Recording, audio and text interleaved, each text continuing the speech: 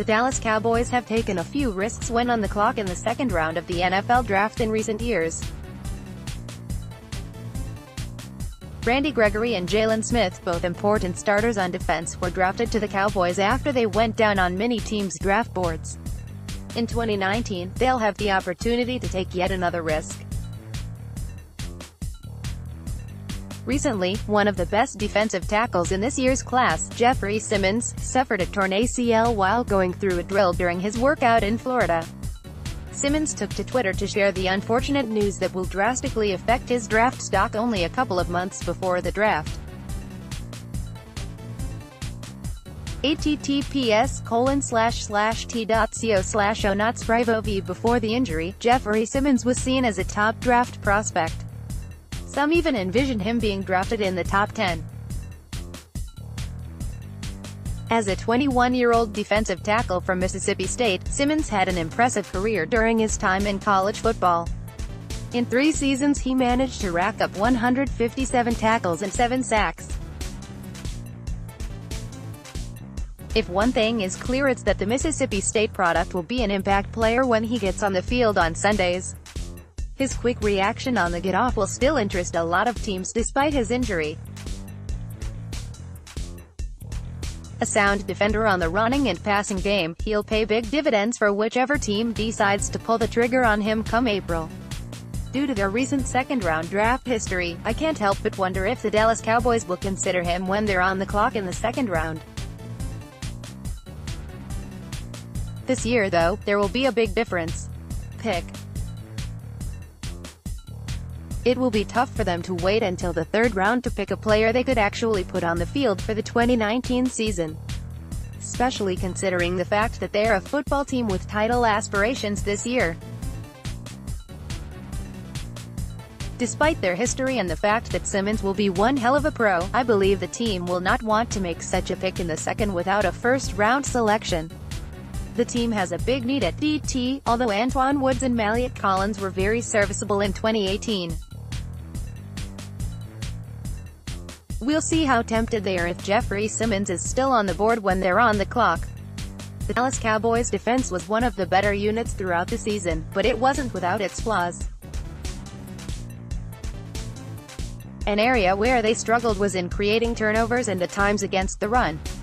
As good as they were in 2018, they have positions where they can use upgrades: defensive tackle and safety. Xavier Woods showed a lot of promise in his second season with the Dallas Cowboys and should continue to be a prominent player moving forward, but Jeff Heath's full-time role may have run its course. Today we're going to look at Darnell Savage Jr., safety from Maryland. Per College Football Reference, Darnell Savage Jr. stands at 5'11" and weighs in right at 200 pounds.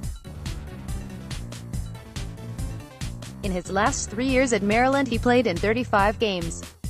He averaged 56.67 tackles, 2.67 interceptions, 3.5 per season over his last 2 seasons and 4 in his senior season, and 3 tackles for loss over his final 3 seasons. He had 8 pass deflections as a junior and 2 more as a senior. Savage could be a player that's in play for the Dallas Cowboys at number 58 of the second round. I watched the Texas and Temple games from 2018. Darnell Savage Jr.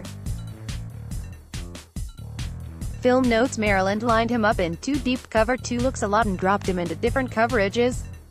From his 2 deep alignment, he would move into cover 3, cover 4, and man coverages. Temple or Texas looked to avoid him as part of their game plans.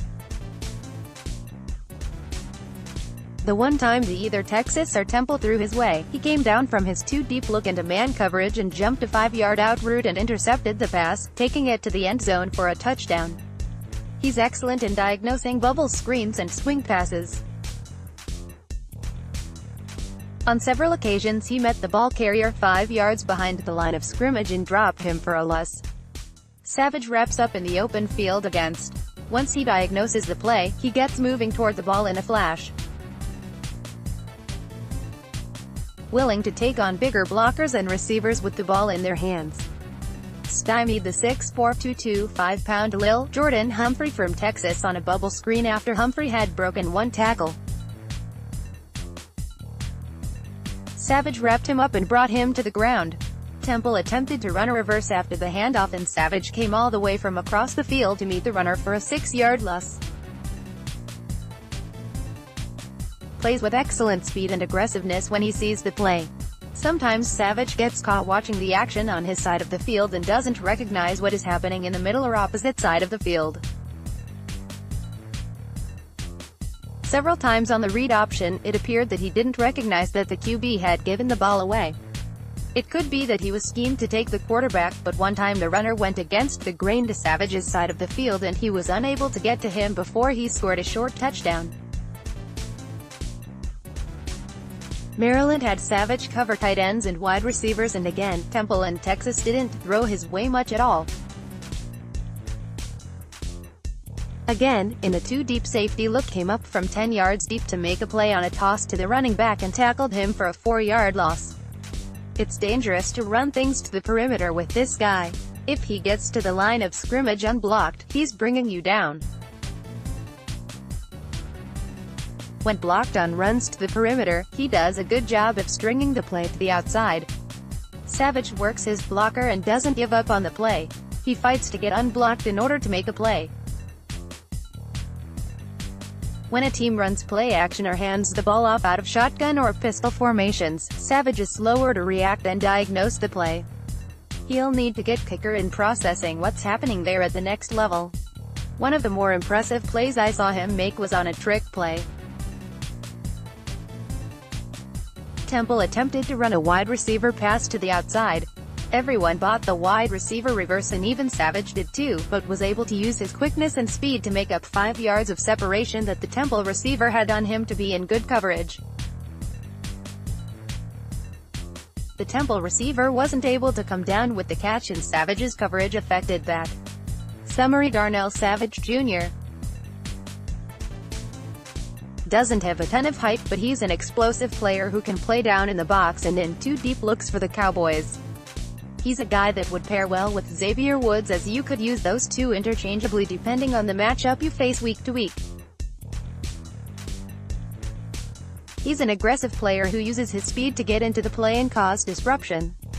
Savage could be around for the Dallas Cowboys at 58, and if they don't sign one of the big-name free agent safeties, should be the selection. If he isn't a day-one starter, he'd be starting by the end of the season. It's pretty much universally agreed that the Dallas Cowboys have a need for a starting tight end, particularly one who can stretch the field as a receiving threat. Despite not having a first-round pick, this class should give the Cowboys an opportunity to add tight end talent to their roster through the NFL draft. Will that be TE1 talent, though? Or will it just be another replacement-level tight end on a roster which already seems full of them? Let's get into my top 5 tight ends of this 2019 class, and see what they could potentially bring to the Cowboys this season and beyond. 1. T.J. Hawkinson, Iowa. The clear TE1 in this class is T.J. Hawkinson. The 2018 John Mackey Award winner earned his way to the top of this list with his versatility, lining up in line and as a slot receiver for Iowa during his college career. At 6 feet 5 inches 243 pounds, Hawkinson looks like he was made in a tight end producing lab, and he has the athleticism and ability to maximize his build. In the run game, T.J. Hawkinson is a good blocker, showcasing excellent effort and competitiveness through his blocks, a technical route runner with a good hands, a plus catch radius, and legitimate yards after catch ability. Hawkinson has a chance to be the very first offensive skill player off the board this spring. 2. Noah Fant, Iowa. Hawkinson's teammate at Iowa, Noah Fant, comes in at number 2 on my tight end rankings. While Hawkinson is the more well-rounded of the two players, Fant certainly has more athletic upside. I expect him to test better than Hawkinson will at the combine, and has the receiving skills to be a real threat at the next level. Noah Fant fits the bill for a modern NFL tight end, flexing out wide and threatening defenses vertically with his receiving ability. A long player with a good route running ability and speed, Fant is able to create separation against defensive backs in a variety of ways. Fant is far from a one-trick pony, and would be an excellent addition to Cowboys' offense, which is yearning for this type of flex threat from the tight end position. Unfortunately, he won't last anywhere near 58th overall. 3. Irv Smith Jr., Alabama Cowboys draft target, Alabama Irv Smith Jr.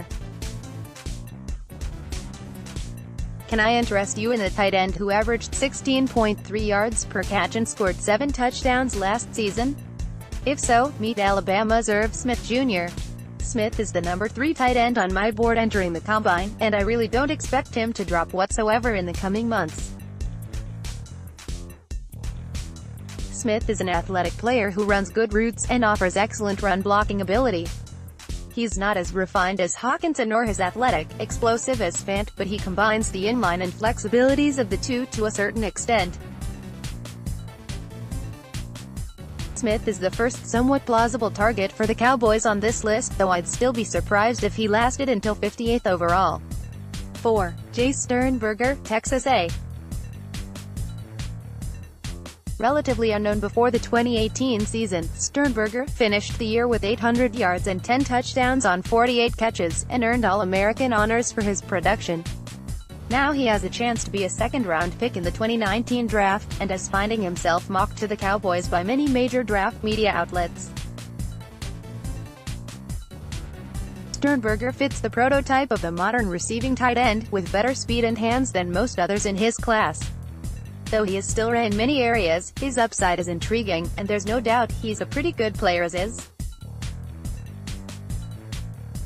Like the first 3, it's hard to imagine I will move Sternberger any lower than 4th in this class, and he is a legitimate option for the Cowboys' 58th overall. 5. Isaac Nauta, Georgia. While the first 4 tight ends on this list will make their money with their passing game production, Georgia's Isaac Nauta looks like more of an old-school run blocker. Nauta's right up there with any tight end in this class in terms of blocking, and would be an immediate contributor to the Cowboys' run game in that area. He's still growing in multiple areas as a receiver, however, such as his route running and yards after catch ability. Still, I think Nauta is much better as a receiver than his college production would suggest. He, like others in that talented Georgia offense, got lost in the shuffle a bit, and didn't get the number of targets he could have seen elsewhere. There's a real possibility Nauta is available at 58 when the Cowboys pick, and I wouldn't be surprised if he were the pick either.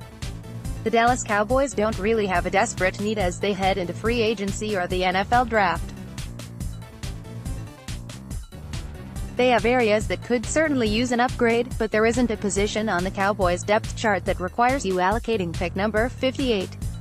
One of those areas that could use an upgrade or even just some depth to rotate in is at defensive tackle. With David Irving missing nearly the entire season, the defensive tackle rotation relied upon Antwaun Woods, Maliek Collins, Tyrone Crawford, and several others, with their play and production not always consistent. Don't get me wrong, Woods, Collins, and Crawford are solid players for your interior defensive line, but they aren't players that can be relied upon to get consistent pressure for the Dallas Cowboys. When one of them is injured, or two of them, like in the loss to the Los Angeles Rams when both Maliek Collins and Antwaun Woods were dealing with injuries.